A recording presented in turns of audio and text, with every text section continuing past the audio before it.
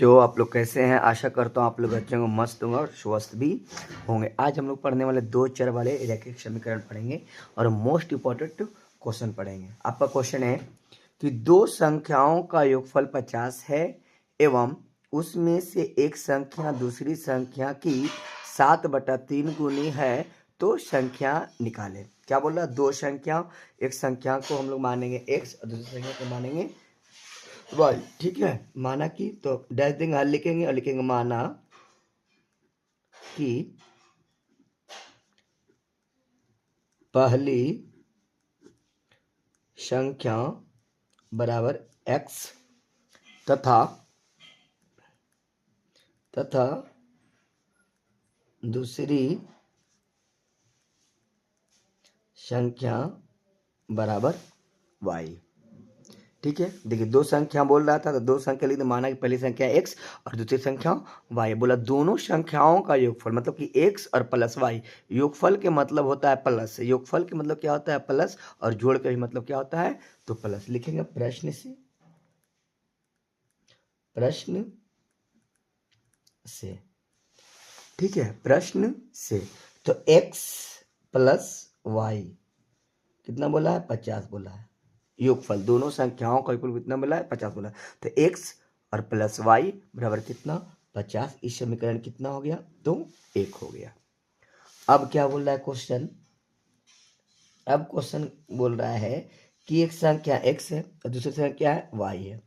तो बोला एक संख्या दूसरी संख्या के, एक संख्या माने x और दूसरी संख्या कितना माने y। तो एक संख्या दूसरी संख्या कितना गुनी बोला है? तो 7 गुनी। तो दूसरी ने क्या कर दिए हैं? 7 से गुना कर दिए। ठीक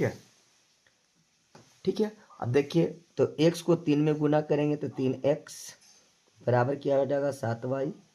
ठीक है, और ये प्लस में इधर आए तो क्या चीज हो जाएगा? माइनस में। तो 3x माइनस 7y बराबर 0। समीकरण कितना हो गया? तो 2 हो गया। आप हम पढ़े होंगे प्रतिस्थापन विधि, विलोपन विधि, वर्गगुणन विधि, तुलनात्मक विधि, और इसी से हम क्या करेंगे किसी एक समीकरण से, कोई एक विधि से क्या करेंगे? समीकरण को निकाल देंगे। ठीक है, तो आइए हम निकालते हैं विलोपन विधि से। तो लिखेंगे समीकरण 1 तथा 2 से। समीकरण 1 तथा 2 से। तो समीकरण 1 हमारा है x और प्लस y बराबर कितना है? 50 है। ठीक है, दूसरा समीकरण कितना है? तो 3x माइनस 7y बराबर कितना? 0। ठीक है, तो विलोपन विधि से जब हम लोग बनाते हैं तो ऊपर वाला को नीचे में गुना करते हैं और नीचे वाला को ऊपर में गुना करते हैं। ऊपर वाला कितना? 1 है तो 1 से गुना कर देंगे नीचे में, और नीचे वाला कितना है? 7 है तो ऊपर गुना कर देंगे 7 से।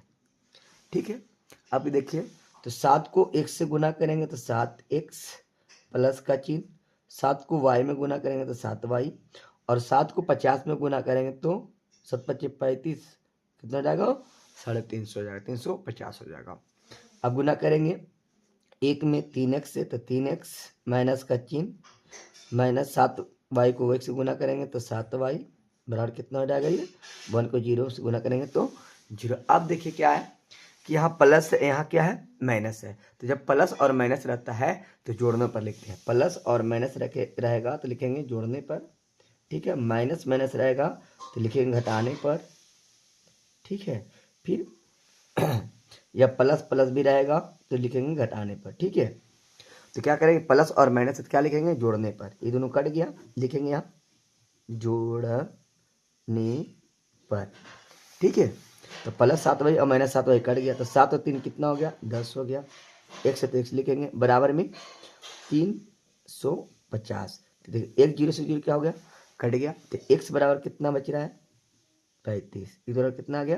35 आ गया। ठीक है, तो x का मान आ गया तो समीकरण में कितना कितना है? तो समीकरण 1 है और समीकरण 2 है। यदि x का मान 35 आ गया है तो समीकरण 1 में या 2 में आप रखिएगा तो y का मान आ जाएगा। ठीक है, तो लिखेंगे समीकरण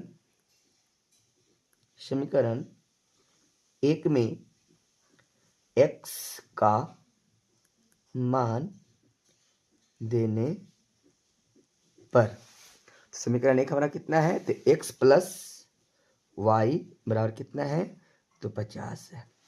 ठीक है, एक्स प्लस वाई बराबर कितना है, तो 50 है। तो वाई एक्स का मान कितना लाए हैं, तो हम लोग कितना लाए हैं, तो 50 लाए। कितना लाए, 35 लाए। तो एक्स का मान 35 रख दिए, प्लस वाई बराबर कितना, तो 50। तो वाई बराबर 50, ये प्लस में 35 है, तो 50 की तरफ लाएंगे तो क्या आ जाएगा, माइनस में हो जाएगा 35। तो वाई बराबर कितना हो जाएगा, तो 15 हो जाएगा। समीकरण कितना आ गया, वाई का मान 15 आ गया। अब लिखेंगे अतः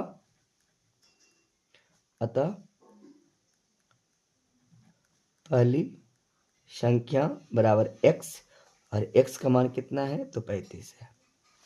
ठीक है। और दूसरी संख्या बराबर y का मान कितना है, तो 15 है। आपका ये आंसर आ गया है। यदि वीडियो अच्छा लगा है तो आप लाइक और सब्सक्राइब जरूर करिए। अब ये 100% इस क्वेश्चन बिहार बोर्ड में 2026 में आएगा तो आएगा।